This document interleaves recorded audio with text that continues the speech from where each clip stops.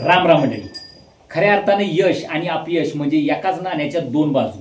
यश मिळाल्यानंतर आनंद व्यक्त केला जातो आणि अपयश मिळाल्यानंतर तेवढंच दुःखही होतं. पण खऱ्या अर्थानं खरा लढवय्या, खरा संघर्ष योद्धा तो असतो जो अपयशानंतर पुढच्या येणाऱ्या मैदानामध्ये तेवढ्याच ताकदीनं, तेवढ्याच जोमानं मैदान गाजवण्यासाठी सज्ज होतं आणि यश मिळवतो. खऱ्या अर्थानं आज बकासूर जशा पद्धतीनं खूप दिवसाच्या गॅप नंतर आला, पण त्याला गटालाच हार पत्करावी जरी लागली असली तरी पुढच्या येणाऱ्या मैदानामध्ये नक्कीच याच अपयशावर मात करून तो तेवढ्याच ताकदीनं, तेवढ्याच जोमानं आपल्याला उभा राहताना दिसेल. खऱ्या अर्थानं गाडी जबरदस्त पळाली गटाला. 9 नंबर गटामध्ये, आत्ताच आंबवडीच्या 9 नंबर गटामध्ये गाडी पळाली.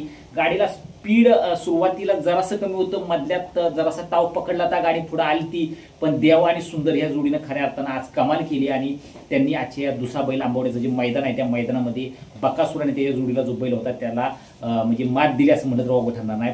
पण बकासूर असा एक बैल आहे की खऱ्या अर्थानं जरी एखाद्या मैदानात दुसऱ्या मैदानामध्ये जो बॅकफुटला गेला तर पुढच्या मैदानामध्ये तो तेवढ्याच ताकदीने उभा राहतो आणि मैदान गाजवतो.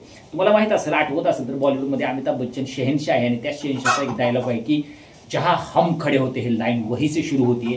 तसंच काहीतरी बकासूरच्या बाबतीत आहे की जिथं बकासूर उभा राहतो त्याच मैदानामध्ये गुलाल त्याला भेटतो. जरी एखाद्या मैदानामध्ये गुलाल फुकला तरी पण तो गुलाल तो मागं तो अपयश बाजूला सारून तो पुढच्या येणाऱ्या मैदानामध्ये वाक्य पुन्हा ते साबित करतो. म्हणूनच या बैलगाडा क्षेत्रामधला शहनशाह, बादशाह असं बकासूरला संबोधलं जातं आणि याच बैलगाडा क्षेत्रामध्ये त्याला देव सुद्धा म्हटलं जातं. नक्कीच आजची हार बऱ्याच दिवसानंतर, प्रतीक्षेनंतर बैलगाडा शौकीनांना आतुरता होती की बकासूरनं यावं, त्यानं जिंकावं आणि त्यानं गुलाल घ्यावा.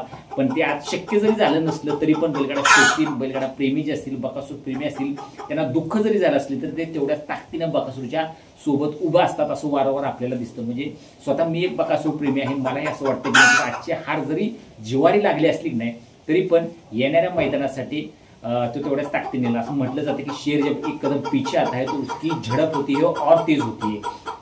नक्कीच पुढच्या येणाऱ्या मैदानामध्ये त्याची झडप अजून चांगली व्हावी अशीच आपण सदिच्छा देऊया आणि आजच्या मैदानाची हार बाजूला ठेवूया आणि बकासूरसाठी शुभेच्छा देऊया. कमेंट नक्की करा की आजचा पळ जरीही जरासा कुठेतरी कमी वाटला असेल तर बकासूरच्या शुभेच्छासाठी नक्कीच कमेंट येऊ. चालते तर राम राम.